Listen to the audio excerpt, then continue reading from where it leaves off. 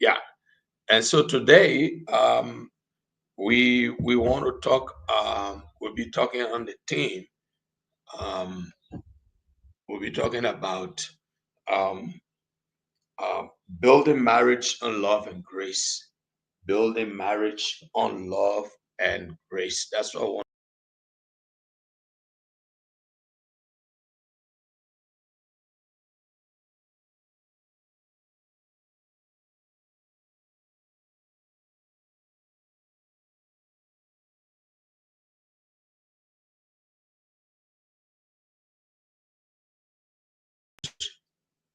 On grace and on love.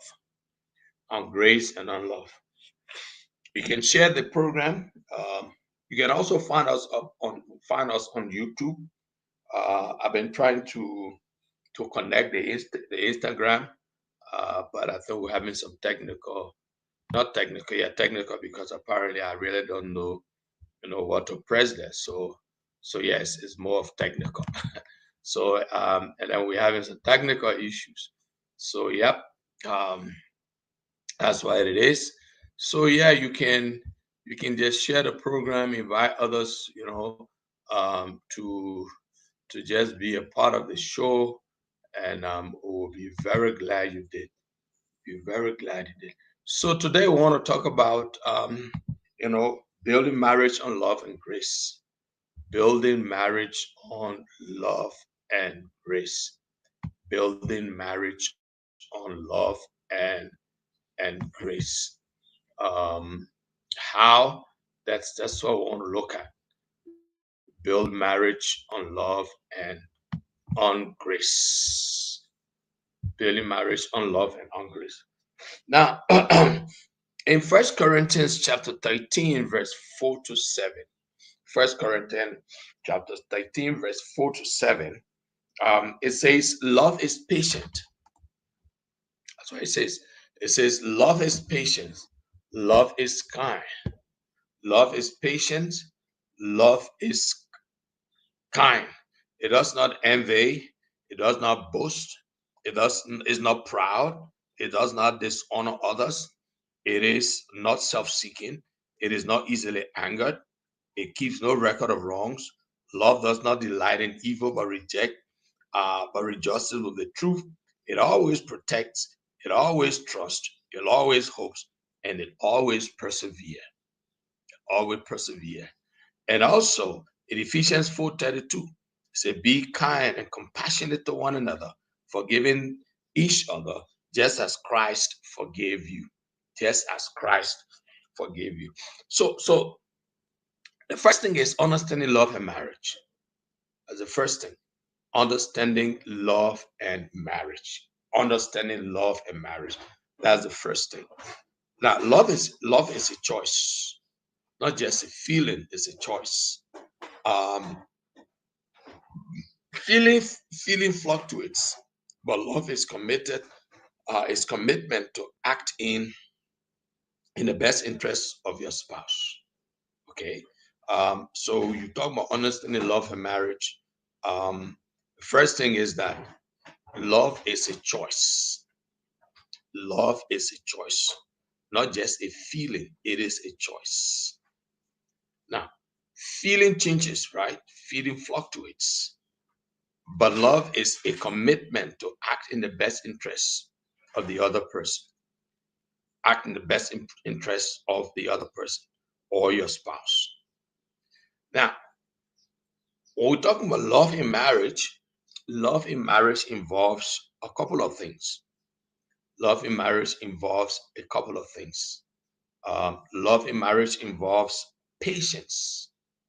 It involves patience, um, enduring difficulties with our resentment, enduring difficulty with our resentment. That's patience. That is patience. So it involves patience. Love in marriage involves patience. It means the ability to endure difficulties with our resentment. And it's also love in marriage involves kindness. It involves kindness. Speaking and acting in ways that build up your spouse. Speaking and acting in ways that build up your spouse.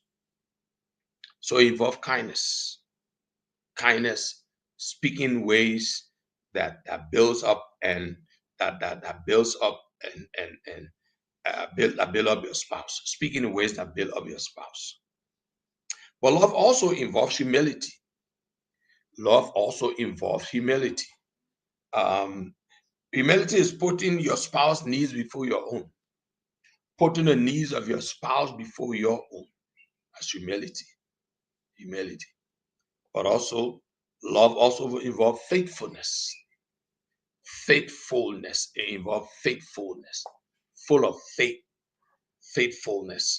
It means being loyal in heart, in mind, and in action.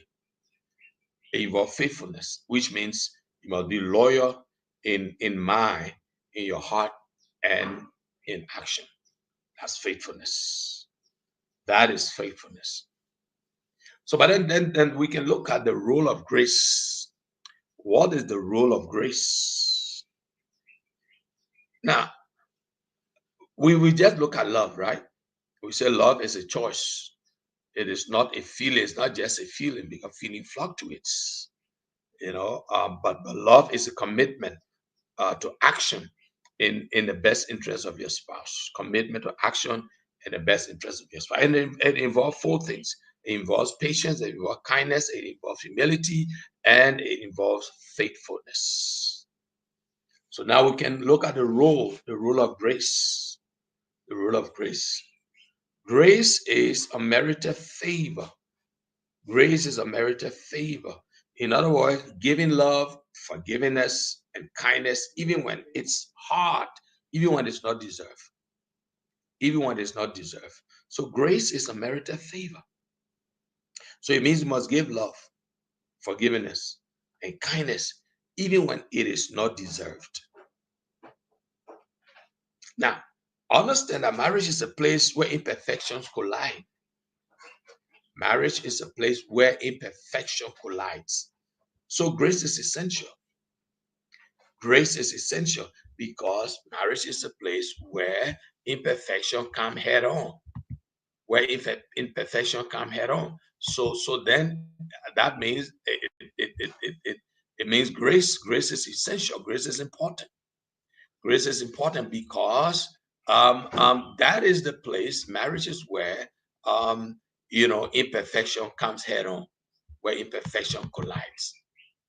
Grace, that's where they collide. Grace is the place where imperfection collides. So, so, so, so, so, so,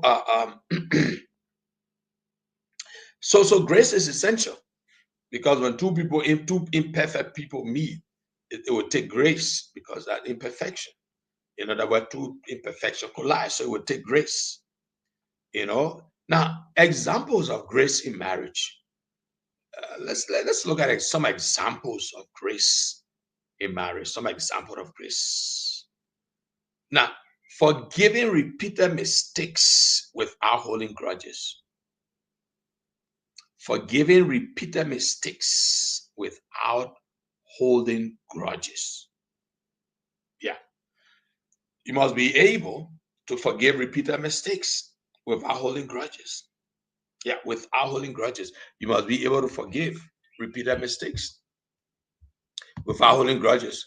Now, because listen, if you hold grudges, if you holding grudge, against your spouse, then it makes things difficult. If not impossible, it make it difficult. You know, but you must be able to forgive repeated mistakes. Oh yeah, maybe I mean people are human beings. So there will always be this error. There will always be mistake. In fact, the Bible says you should forgive 70 times 7. 70 times 7. That's what the Bible says. So even in Christian marriage, example of grace is forgiving repeated mistakes.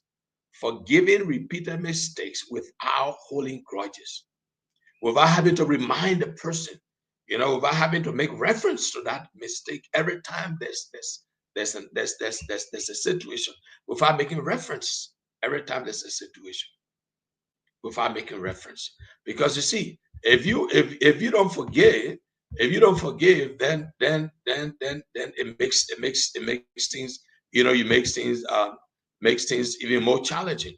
If you don't forgive, you make things more challenging. You make things more challenging. So examples of grace is the ability to forgive. You know, the ability to forgive, uh, um, to forgive mistakes, forgive when mistakes are made, to forgive repeated errors, repeated mistakes. But we ought to forgive the repeated mistakes without holding grudge, without having to remind a person, you did this thing the last time and you're doing it again. My cup was so be full and that kind of stuff. No, no, no, no, no, no, no, no, no. That's not grace. That's not grace. That's not grace. That is not grace in marriage. Another example of grace is forgiving. Forgiving is offering patience, rather offering patience when your spouse is struggling. When your spouse is struggling, you must be able to offer patience. Offer patience when your spouse is struggling. That's an example of grace. You must be patient. You must offer patience when your spouse is struggling. It's very, very important. It is essential. It's very, very important. You must offer grace when your spouse is struggling, when your spouse is going through challenging times. This is important that you offer grace. It's important. So another examples of grace in marriage is to offer to offer patience. It's offering patience when your spouse is struggling. Offer patience. In other words, be patient. You don't have to. No, be patient. Be patient. Be patient. That's another example of grace in marriage. But also, um, another example of grace in marriage is encouraging rather than criticizing. Learn to encourage rather than criticize. Encourage rather than criticize. You don't have to criticize. You must learn to encourage. Encourage rather than criticize. It's important. Very, very important to encourage and don't criticize. Do not criticize, encourage. Don't criticize. Yeah, never criticize. Because you see, criticism will not get it done. Criticism does not cut it. You must not criticize. You must encourage rather than criticizing. Encourage rather than criticizing. Encourage. And also, an example, but also, and grace shows that love is sustained. Grace shows that love is sustained. It's sustained even in conflict. It's sustained even in conflict, in keeping the marriage strong. Grace it shows that love is sustained even in conflicts. Even in conflicts, and it shows that love is sustained even in conflicts, keeping the marriage strong. Keeping the marriage strong. Now, the question would be, why love and grace are fundamental? Why are they fundamental? Or why are they foundational, rather? Why love and marriage are foundational? Now, they are foundational because it creates emotional safety. Love and grace creates emotional safety.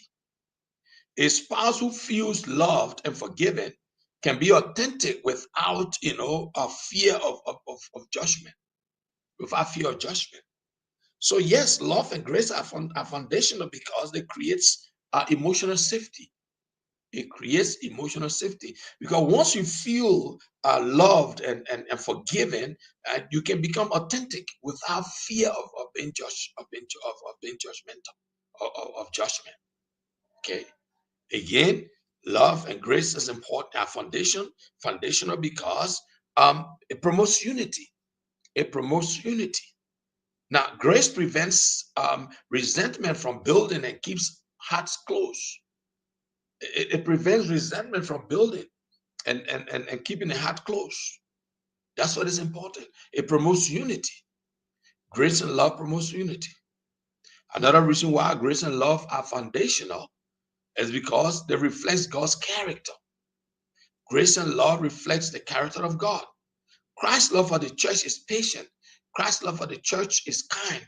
Christ's love for the church is forgiving. It's forgiving. And marriage is a reflection of that divine love, according to Ephesians 5:25-32. Grace and love is important, it's foundational because it strengthens resilience. Strengthens resilience. Couple builds on love. Couple builds on love and grace. We withstand challenges like financial pressure, like family conflict, or personal struggles. They will, yeah, the personal struggles. They will. Now, again, and now, what are practical ways? What are practical ways to build on love and grace? What are the practical ways to build on love and grace? What are the practical ways? Now, there are practical ways to build on love and grace. So, practical way number one is daily affirmation.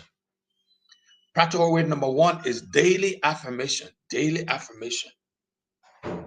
Speak words of love and encouragement. Daily affirmation.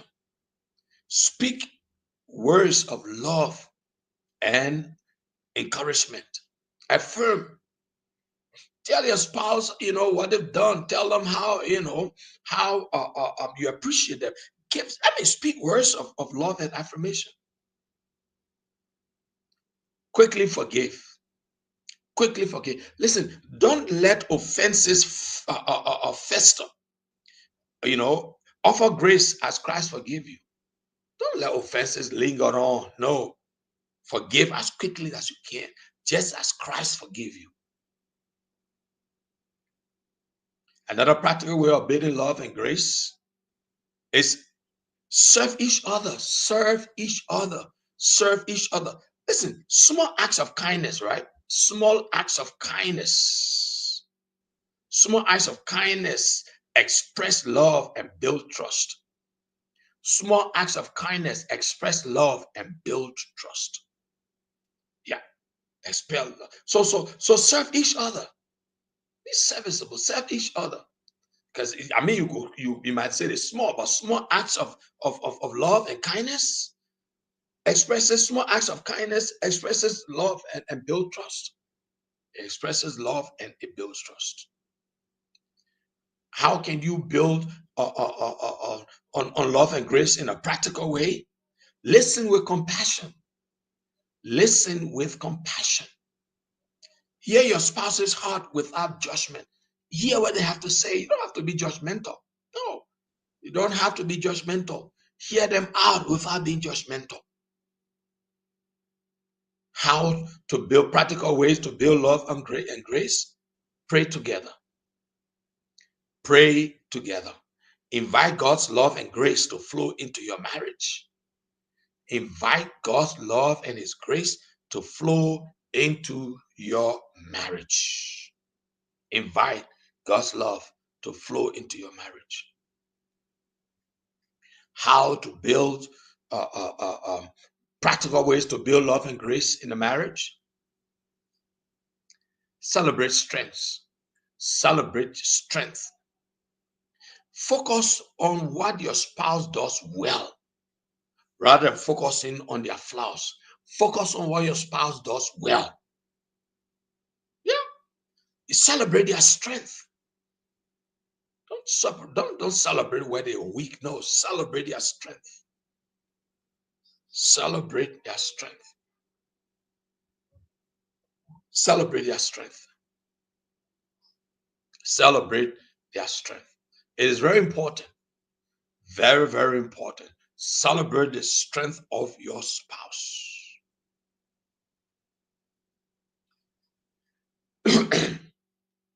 Then, of course, you can. There are reflective questions that you can ask yourself.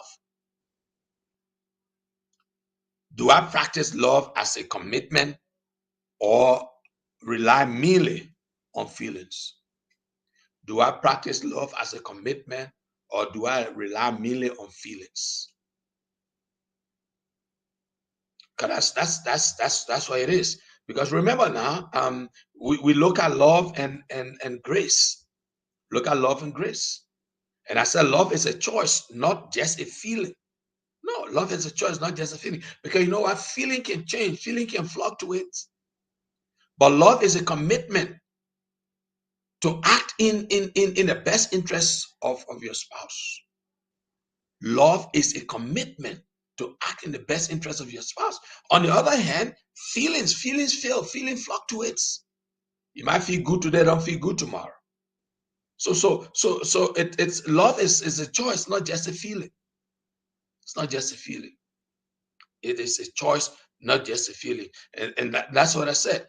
Love in marriage involves patience. Love in marriage involves kindness. Love in marriage involves humility. Love in marriage involves faithfulness. It involves faithfulness. It involves faithfulness. It involves faithfulness. Yeah.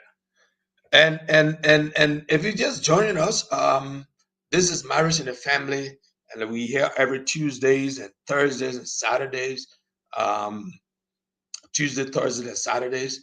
And so will be and I want to say now if you want to make a comment, you can leave your comment in the comment section. The link is in the comment section. Maybe if you want to come on briefly, yeah, I mean I can let you on briefly. Maybe you want to share something briefly, I can let you on. That's not a problem. That's not a problem. So yes, and we're talking about building marriage on love and grace. Building marriage on love and grace. Building marriage on love and grace. So yeah, the reflective question you can ask yourself: do I practice love as a commitment, or rely only on feelings? Or do I rely only on feelings? You can ask yourself another reflective question: how often, do I extend grace to my spouse in moments of frustration and mistakes? How often do I extend grace to them? Because it's important. It is important. It is important. And again, and lastly, the last question you can ask yourself is, what what is one specific way that I can show love and grace this week? Find one specific way that you can show love and grace this week. Listen to me. Love, a marriage is built on love and grace. Marriage is built on love and grace. Because you know what? You know what? Marriage is the coming together of two imperfect person, or two imperfect people. Marriage is where imperfection collide, and that's why grace is important. That is why grace is important, because marriage is that place where imperfection collides. Two imperfect people coming together. And I want to take the grace of God to see you all through. Only the grace of God to see you through. Nothing more, nothing less. It will take only the grace of God. You see, but you need to understand love in marriage. You need to understand the role of grace. Understand love in marriage and understand the role of grace. The role of grace. Love in marriage involves patience. Love in marriage involves kindness. Love in marriage involves humility. And love in marriage involves faithfulness. Faithfulness. Now, the grace is unmerited favor. And love and giving love, forgiveness, and kindness, even when it is hard, when it's not deserved. That's what grace is. You must give love, and kindness, even when the person doesn't deserve it. That's what grace is about. Grace is unmerited favor. That's what grace is. Grace is unmerited favor. So you must be able to forgive, and have kindness, even when it's not when person doesn't deserve it. Because marriage, again, like I said, marriage is the place where imperfection collides. So grace is essential. Grace is essential. Grace is essential. Like I said, examples of grace in marriage, forgiving repeated mistakes without holding grudges.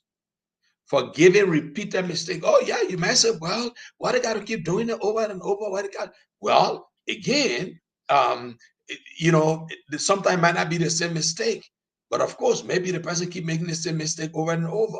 Well, again, that's where prayer. That's where another aspect of it is that you got to pray together. That's where prayer comes in. So you must forgive repeated mistakes without holding grudge. You must offer patience when your spouse is struggling. Be patient. I know sometimes we are impatient. I know sometimes I exercise some some level of impatience. But we must be patient. You know, when our spouse is struggling, that one is different. I mean, my own impatience is, I don't go into a market together or go into the shop together, with the women. I either know how to, I mean, that's my level of impatience. But when it comes to where your spouse is struggling, yes, you got to be patient. It's very key. You got to be patient. You got to be patient, and you must encourage rather than criticize. You must encourage rather than criticize. Well, like I said, I wasn't going to be here long today because I started late, and I got other stuff coming on in the next a few more 2 minutes or 5 more minutes. So I just want to end here. But if you have questions, you can put your questions in the comment section, and I probably can respond to them later, or you can message me, in my DM, and I might respond to you later. Or better still, join me on Thursday, and if you want, you know. Just let me know that you want to be live, and I can bring you on as a guest, and we can be on live. So again, I just want to say thank you all for watching, and have a wonderful day, and I will see you again on Thursday, God's willing. Have a beautiful day. Bye bye.